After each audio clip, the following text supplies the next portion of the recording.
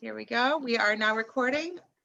So this is Mike Travers. He is a Spanish and a former French teacher at Wellesley High School in Wellesley, Massachusetts. And he teaches with us here at Idioma as well. And he does a lot of really cool presenting around the country. And so we're really lucky to have him on our team. Mike, take it away. And Elise, I didn't know if you wanted to do one quick little. Oh yeah, let me plug a little bit. Some of our programming going on right now. Those of you who, thank you to those of you who've sent me some messages about loving our courses. Super appreciate that. Our winter courses, winter session is running right now. My date there says 2020 to 2020. Let's get out of 2020, shall we? 2020, 2021. Our winter session's running right now, but we are so happy to continue taking registrations if you guys are interested in any of these courses. We're offering SEI teacher endorsement courses for the first time. So if you need that for licensing purposes, we have those courses, and then a couple other pedagogy courses there. And then of course, our language courses that are taught in the target language. So Mike actually is teaching one of those courses right now, and he'll tell you about that a little bit. And I'm teaching the novice level novels to enhance communication in the French classroom. Great courses, and both of us are happy to take more students in those courses. So thanks, Mike. It's Awesome. all you, bud. All right, let's get jamming. Here we go. All right, everybody. So we're here to talk about a tool that I've found to be really, really helpful. And it is called Google Jamboard. So to give you a little background of the seesaw of a year that I've had this year. We started in September, all remote. Then we went through October, part of November, we were hybrid, where we had some kids in person, some kids at home. And then November 11th, weirdly, I remember that date. Then we got the email that we were remote for the rest of November, back in person in December, 1 week in person in January. This week we've been remote. It's been so back and forth, like I'm dizzy. So Google Jamboard has been kind of like my savior at this point. Like there have been so many things that I say, oh, this used to be such a great activity that we could do in person. And it's been a close thing that I can actually replicate. And I actually can kind of say that I'm envisioning a life after COVID, believe it or not, where I could actually use this app. So I hope you find it as useful as I do. So here's kind of our goals, because gotta have your can-do statements. So we're gonna talk about the different features of Google Jamboard, what they actually look like. And then we're gonna be able to select some different activities that you can use with remote students, hybrid students, both, whatever you're working with. And so what I kind of do is I've gone through the different modes of communication, some interpretive, interpersonal, presentational strategies, some vocab things, just to kind of give you like some ideas of what things look like. And then at the end, I can create a lesson. So we're going to give you some time to kind of workshop some things while you're on the Zoom. You can kind of get some help and maybe start planning something. Maybe if you need something for tomorrow, you could start it for tomorrow, right? However you want to get it going, okay? So let's talk about what actually is Google Jamboard. I feel like we want to make sure we kind of get that going. So Google Jamboard, there's a couple different ways you can look at it, right? It depends on what you're looking for. You can think of it as kind of a giant whiteboard. So when you're remote, this might be a tool you could use for those of you that might have a smartboard in class. This is a really good substitute for that. You can kind of manipulate similar things to that sense. It's kind of really meant for collaboration, right? That was really the emphasis behind why Google made this, was so that people and teams of people were able to work together on one document, similar to how they do with all their other products. And like I said, it does integrate well with products. I know that people have used it really well with Google Meets, Google Classroom, right? It integrates well. And I kind of think of it as a free Padlet. For those of you that may have had a Padlet subscription, or those of you that have had like those 2 free Padlets, this one's kind of a free version that's in with your G Suite materials, right? So before I start showing you what it is, how to actually work it, let me show you a few examples first, okay? So this was one that I did this is what it looks like, a finished sort of product with my students in the beginning of the year, where all I was doing, this was one of our remote Wednesdays, half days, and we listened to the song Súbeme la Radio de Enrique Iglesias, love him. And all I asked them to do was just give me their opinion. Right, and so we see all these different sticky notes, right? We see all these different opinions. It looks visually entertaining, right? It looks like something nice there. And so that's just one example. And I'll show everybody how we can go about making those types of plans. This is another example where I was able to do it's called a structured input activity. It's an activity that I do in class and something I would normally do on the smartboard or students would do on their papers. And I was able to do that really easily on Google Jamboard. And I'll show you how to do that as well. And then third, having students, again, being able to do things on Jamboard. We're seeing here more sticky notes. Sticky notes are really, really key on Google Jamboard, and that's kind of a big feature of them. So we're seeing here lots of sentences, students producing all of this language, okay? And we're seeing just how it kind of looks. One thing I want to kind of get out there right from the beginning is I'm not really big on making it look snazzy for right now. I'm a little bit in survival mode, to be very honest with you. I'm in very much like, okay, how can we get the goals done? It's not always, there are some out there that look beautiful. There are these beautiful masterpieces, and you'll definitely find them out there.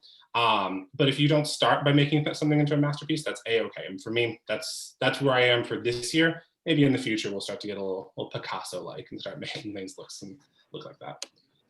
So let's show you how this actually works. And you're welcome to follow along with me on your computer to see how this works. So I want to show you where Jamboard actually is. So if you go to your drive, so there's many different ways you can get to it, but this is the way I find to be the easiest. Over here we have, on our drive, we see the new button. And normally this is where you would go for Google Docs, Sheets, all those sorts of things. When I click on more, I see some different options over here, and one of them being Google Jamboard. So I can just easily click right there, and it'll bring me to one. Let me give it a minute to load.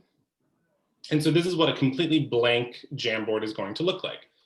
And so what I kind of like about it is the simplicity of it, right? It's not as overwhelming as some tools might be in order to use. Okay?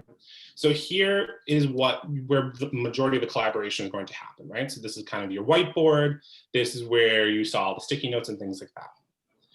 What you're going to use the most is on the left-hand side.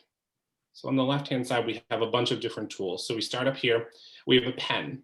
Right? And this, we can choose different colors, we can choose different thicknesses for the pens, right? And we can be able to write things, okay? We can write drawings, write different things like that. We also have an eraser because I don't know about you, but I'm not a very good drawer. So that's something I find to be very helpful right there. You can go back to using your just plain old mouse. This sticky notes become very, very important here, okay?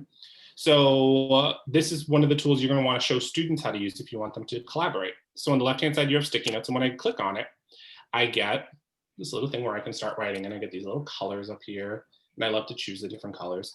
And I can start writing something on there, right? So I can put like number 1, and I can say that the answer is El Perro. I'm just staring at my dog at the moment, so we're going to go with that, right?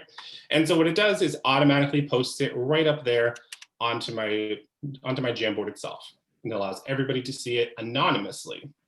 And I can change colors, I can do different things like that. So I could either have students posting those, or I could have them posted by myself. I can also insert images, which is awesome. Really find that to be useful for like vocabulary, and I'll show you some examples of that as well.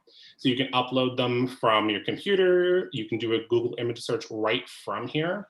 You can go to your Google Drive, your Google Photos, your cameras, and you can insert pictures, right? So let's say I want them doing something with dogs. Well, I'm going to look up a picture of a dog. Which one? I'm going to pick him. Looks fun. And boom, he's there, and I'm easily able to move him around. I can do circles. Right? I can do circles for different things. I can move that around.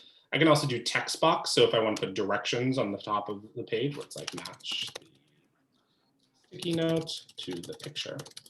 Okay. So put those directions there. And then the last part here, you have a laser, like a pointer. So you can, let's say you want to be like, oh, you're going to take this picture here, and you're going to match it with this sticky note here. It disappears. Kind of helps, especially while we're remote, it's very helpful to have that sort of visual, right?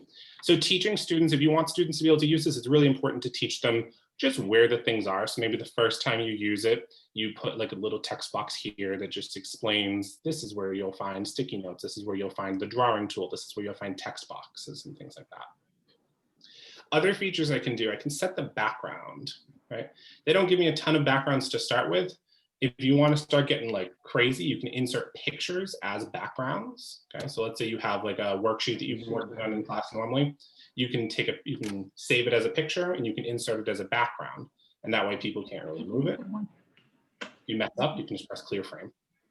Another part that's nice for those of you that like breakout groups, you can use these in your breakout groups and you can create multiple ones for multiple people. Up here in the center of our frame bar, and I can add new frames here for each one.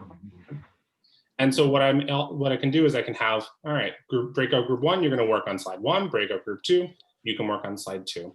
There's also a really nice feature up here. Let's say that I work really hard on my first one. I don't want to have to do the same thing over and over again, right? So if I just press duplicate, it's going to continue to duplicate and throw me at the top. It's a really, really nice, simple, pretty straightforward tool. Still new.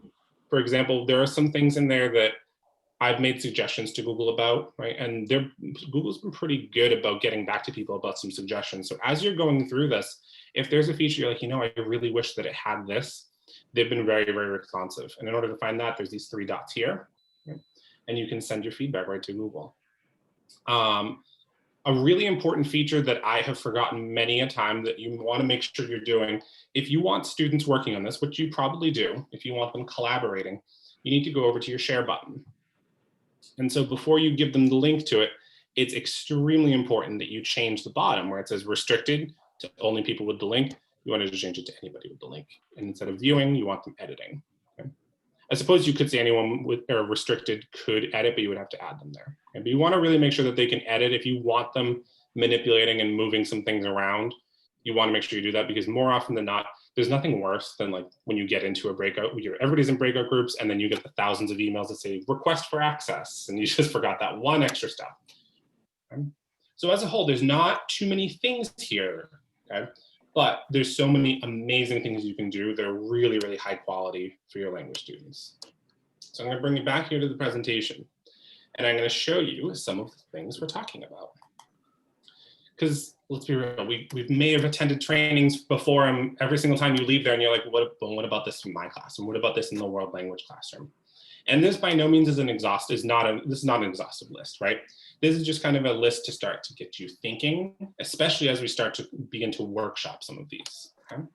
So I want you trying to think of what you can do in your own classroom. Think of what you can do. I mean, be immediate, because a lot of us are planning day to day.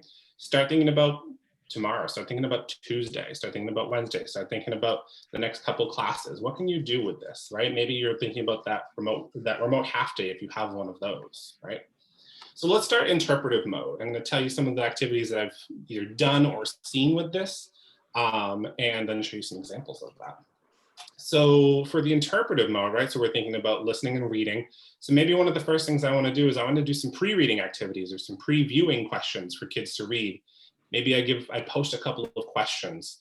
I then give kids the Jamboard and I say, all right, post a sticky note with what do you predict is going to happen in this, right? Or what do you think about this? I could highlight new vocabulary that they could encounter. Maybe there's like 8 words in there that it's like, these are the 8 essential words that I need them to know going into this activity. So I'm going to have you match the pictures with the words. And I actually just did that one yesterday with my students as well. You could also post the reading itself in there and have students annotate the text. So remember how I was saying you can make the background into, like you can use an image as the background. Let's say you have an article or an infographic, right? And you can take a picture of that and you can have students annotate it. And then that's kind of replicating some of those experiences that you can't really give them on paper anymore, right? So maybe you're saying, I want you to read through this and I want you to highlight every time you agree with this person's opinion. Or for example, what I did with my classes the other day, we were reading an article about eco-efficient houses. I was like, I want you to just underline all the recommendations that you see every time you see one of those. And you can have them work on that in breakout groups so they can collaborate on it together. And then you as the teacher can see, you can just go across the top and see who's highlighted what groups haven't done what, different things like that. You could ask questions and have students put Post-it notes, just answering their questions live, right? So let's say that they're watching a video and their task is then to post an observation, right? You could do different activities like that. So what does this actually look like?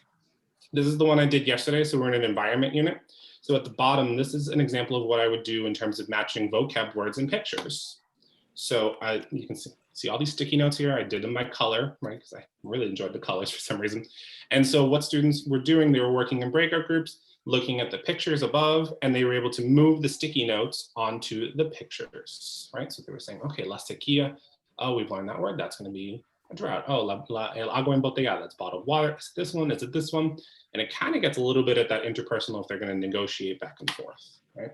And so they have their directions here, and I was able to do it with multiple breakout groups, and you can see up here that I had multiple slides that they could work on them.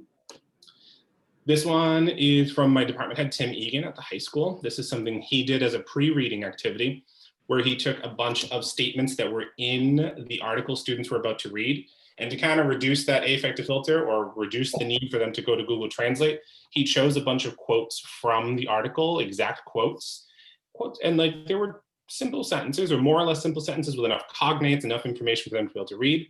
And so they were able to classify them as, yeah, I agree with that, or no, I disagree with that statement. Okay, so it was interesting. So it's saying like Generation I doesn't remember what it's like to live without internet. I agree with that, I disagree with that. And you can manipulate them. If you have them in breakout groups, you can have them talk with each other. It gets to be really entertaining that way.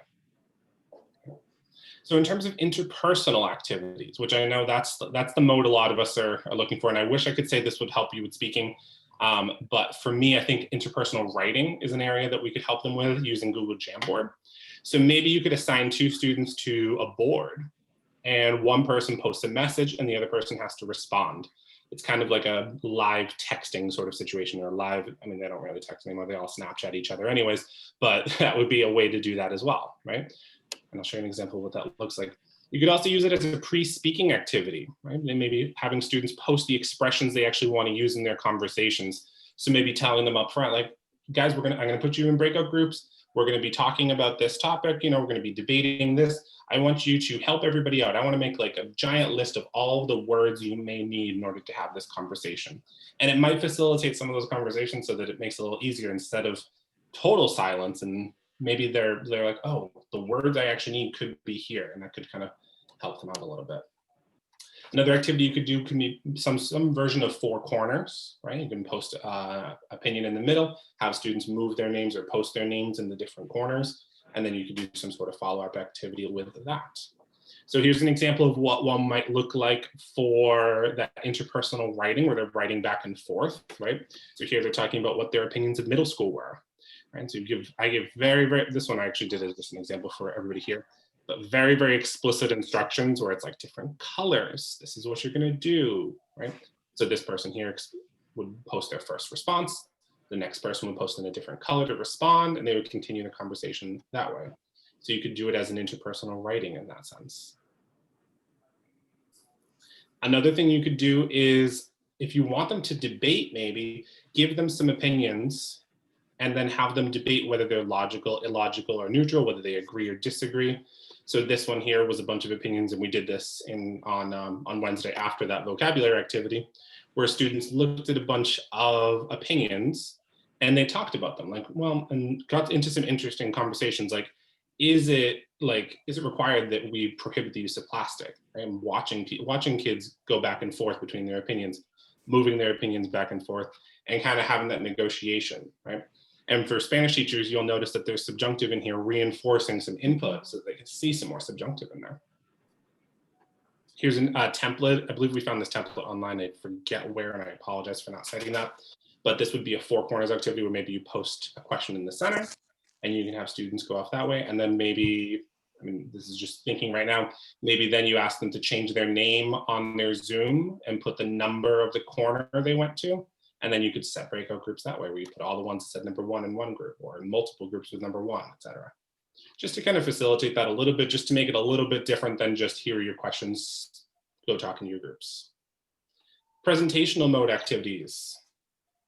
Let's take a look at some of these. So really simply, you could ask a question, just have students post their responses, right?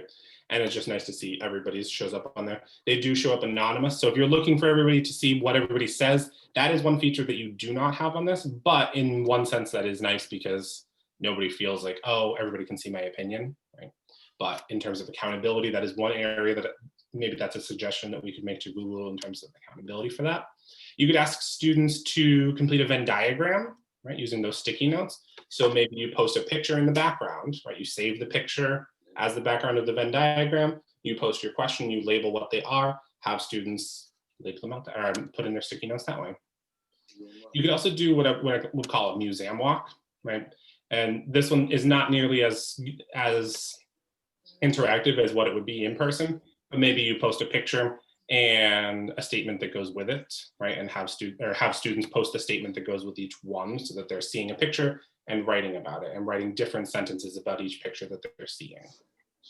So for example, here would be an example of the Venn diagram. Okay? So I could say, after talking to your partner in your breakout group, what do the two of you have in common? Fill in what's similar, fill in what's different, and you can have them put them in that way. And so I would set up the Venn diagram for them, the directions and the labels, and they would be responsible for going to the sticky note and adding in some different ones.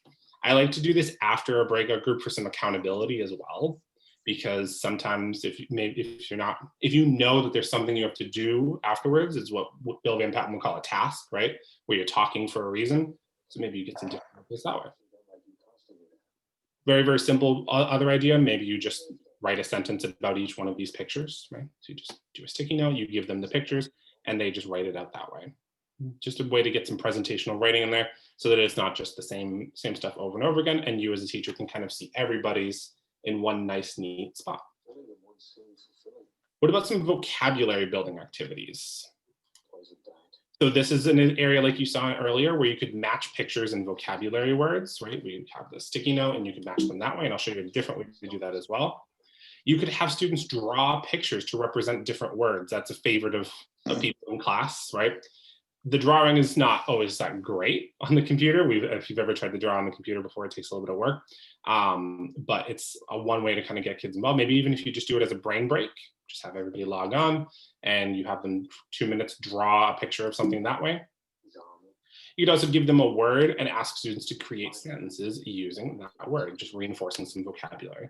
So again, from Tim Egan here, he put in, instead of putting in words to match with them, he put in the pictures. So we were working in a unit on like teenage life and just influences on teenage life.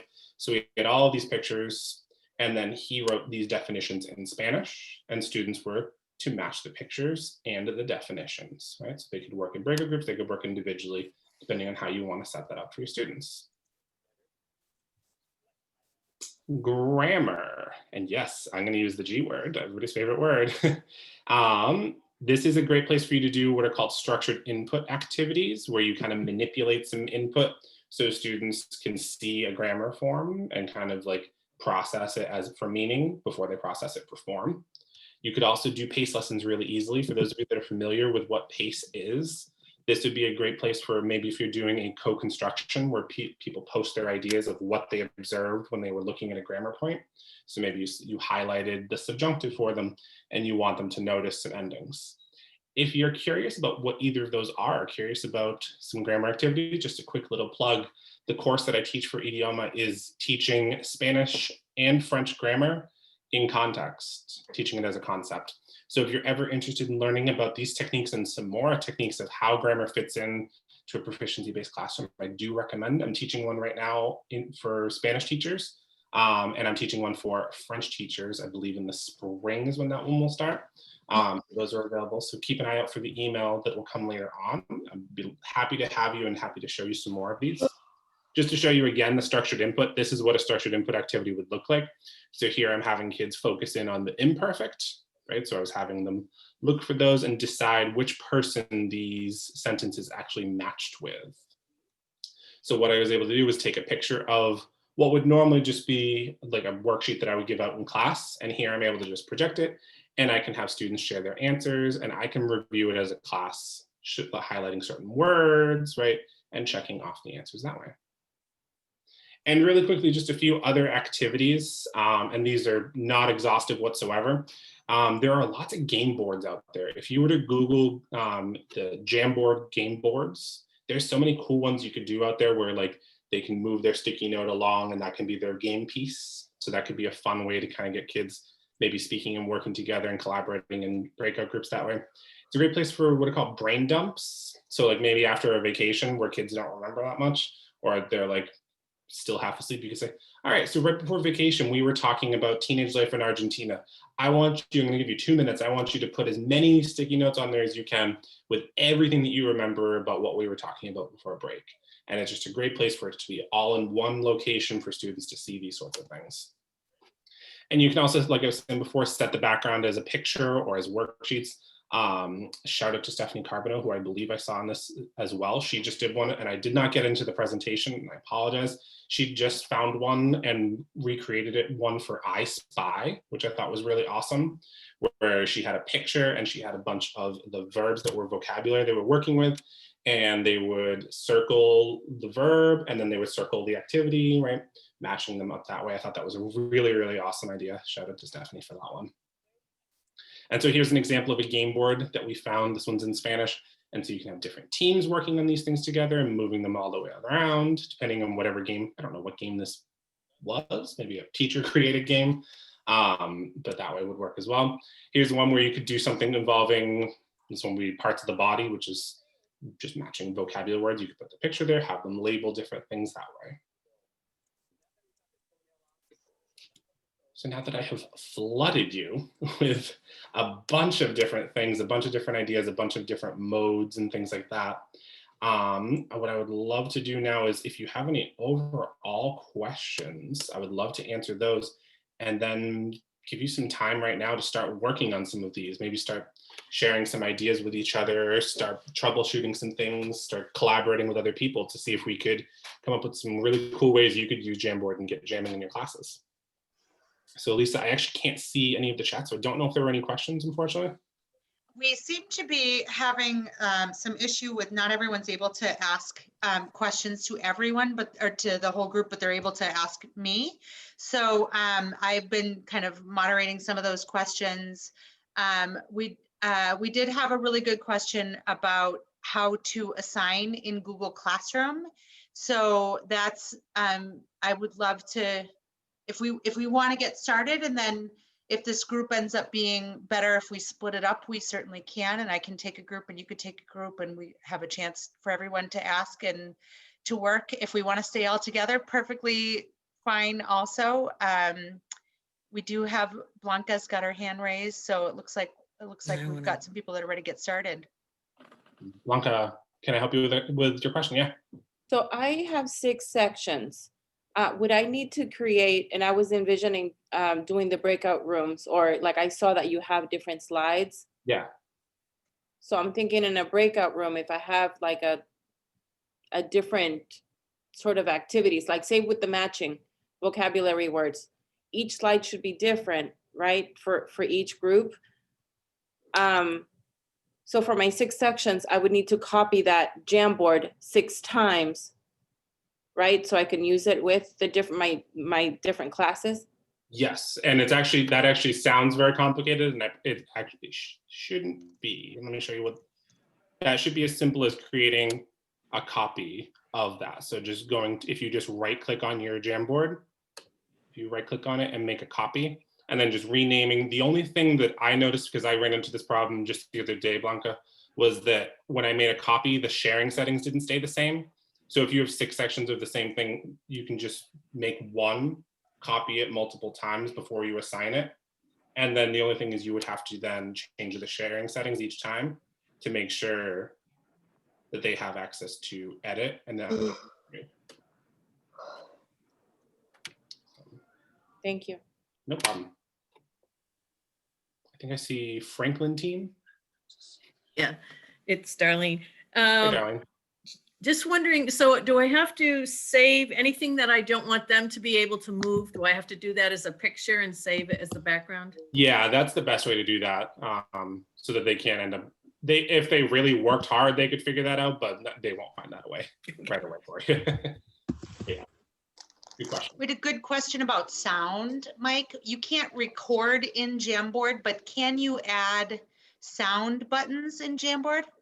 That's a good question. I have not found that in there. I imagine that that is coming down the road, because I know that that's something that a lot of teachers really want in there. So right now, I don't think that's a feature, but I know there's other tools out there that could help you with that. Let me see, Whitney.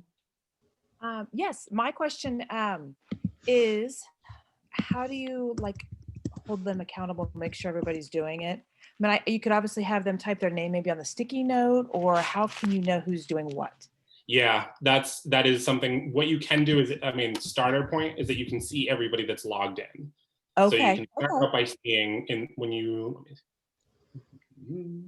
so let me go up to the jam for you. So just like you would on a Google Doc, if I had multiple people right next to here, I would see all of the different pictures, and I can click down and see for starters which students logged on. I know that one of my friends who I believe is on here as well, Amy, she started having students initial them at the end of their responses. So if you want to hold them accountable for it that way. Perfect. Okay, thank you. An update from Maureen. Maureen Lamb is our resident Google expert. She says, yes, sound is coming, but not soon. Not soon enough, especially.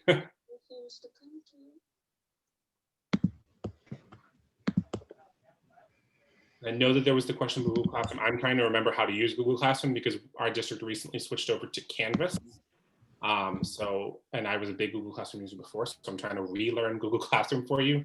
I'm happy to show if that would be helpful. Yeah, would you mind? Not at all. I don't want to take over, Mike. I just know for those of us who do, I live in Google Classroom. So those of us who live in Google Classroom as well, really quickly, and then I'm going to turn it right back over. Let me pull up my, okay. So if I go into my classroom here, and I want to do it in my actual, little behind the scenes here.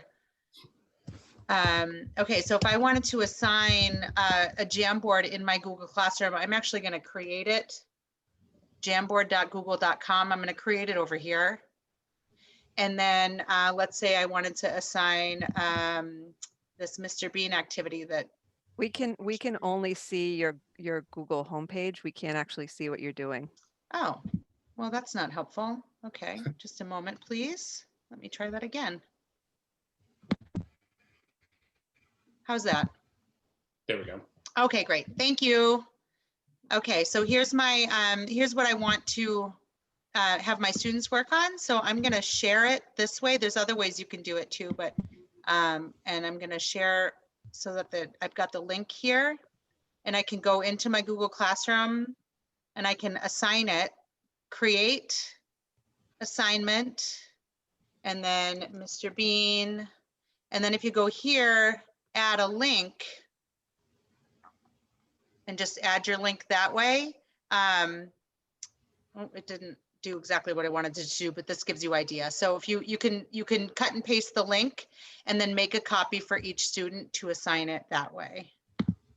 That was a really fast, unprepared way to do it. But if you want more details about how to do that, just shoot me a message and I can send you a video email tomorrow with deeper instructions for how to do that. If you want more Google Classroom help, happy to do that.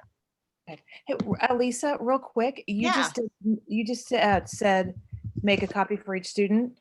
So would that mean everybody would get their own individual Jamboard? So that way maybe I could hold them accountable, have them doing an activity, and then that If way it was each an, have their own Jamboard. absolutely, yep. If it was an individual one, yeah. Yeah. That one won't work for group work because they can only see their own. So when you're having them collaborate, you're going to want to have everybody working on the same Jamboard, like what Mike was talking about. Exactly, but I was thinking sometimes for work when maybe I want them alone to match the vocabulary so I can see what one person knows versus four when, you know, and one always takes over and does the work for everybody else. But that way I could have each student Yep. work individually, or I could have them collaborate. Okay. I did that very thing today with my Mr. Bean Nice. activity. Yep, where I had Perfect. the Oh, vocab thank thing. You know, yeah. Get great ideas from Mike Travers. Great idea from Whitney from that one. Yeah. And I see my friend Lisa has her hand up. Lisa. Unmute. No, now I'm muted. Now I'm No, you're unmuted. good. Okay, good. My computer's being weird today. I would love to do something where I have in the background some like a PDF. Do you only use the sticky notes, or can you, like I saw check marks? Is that another way they can do it on Jamboard, or is it only sticky notes? So you could do sticky notes, you could do a text box, you could, the check marks, I had them draw. Oh, okay. So they could draw those in, yeah. So when it's not, so they can, you could put like a little worksheet on there and they could move sticky notes around and then also fill something in? I mean, I'm That just. you, my love? Yeah, and JD's here. Hi, JD. Hi, how are you? I'm good, JD. Say Alright, hi, I'll show Maya. you. I'm working in my bed, guys. At least I'll Did show you you eat? how it like works. So if I wanted to set Did you them eat, my love? Yeah, we just had. So if I wanted to then, let's say I used that picture, let's say I just took a picture of this slide and I wanted them to do that, I have to take a picture of it, like a screenshot of it. I can't insert it necessarily like that right now. So I then go to browse and that's a screenshot. Let me find which one. There we go. So I would insert that and then boom. So then it can't be moved, but let's say you wanted them to then do the checkbox, you can have them check here, circle that, and it doesn't move at all for you. And and you can put on, I see the text box. I missed the first part of it, so I apologize. A text box and then also just draw straight on it or put the sticky notes. Yep. So you have them All right, great. or you can be like, what? Things like that, yeah. Okay, Move great. around. Exactly. Good question. I think I see Kimberly with a hand. Hi, can you hear me? Yeah. I'm just thinking out loud, and I have used Jamboard in my classes. I teach middle school though, and I was just thinking you could do a house, and you could do parts of the house with the sticky notes around. You know, they could move the sticky notes around for the parts of the house, outside, inside. And also, I did an activity where I put the students' names like in a circle on the Jamboards, so they had their partner. And then you knew who it was, who was doing that work. And while they're working on it, you can watch them. So you can actually see who's working and who isn't, because you can scroll through the Jamboards. So it's a good way to keep track of them during the block or during the period when you're trying to make sure they're doing stuff. Yeah, exactly, right? So like the one I did just similar to that, right? Where I was able to like track, I saw two groups that confused the word for like forest and drought. Mm-hmm. Confused. Yeah. And I went into those groups and I was like, all right, so that, because I knew that was then going to affect the next activity Yes. where were able to talk about it that way. And I can see the same with the accountability thing, right? What we were talking about with Whitney earlier, you can see, well, that group hasn't moved a single sticky note. So I think I should drop in and have a little chat, see what's going on there. Yeah. The first activity I did, I wasn't looking for accountability. I was just looking for collaboration. So I put all the students' names from the class on one Jamboard, and I asked them to fill in a symbol or a figure with something that represented them. Oh, I like that. So they went and found pictures of themselves. They played hockey or if they danced, and they put them on that Jamboard. And at the end of the Jamboard, at the end of the class, we had every student and something that represented them. And it was because they don't get to talk to each other that much. Right. It was a good communication motivator. I'll stop talking. Thank you. Actually, I'm glad you were talking, because you just made me think of another use of this.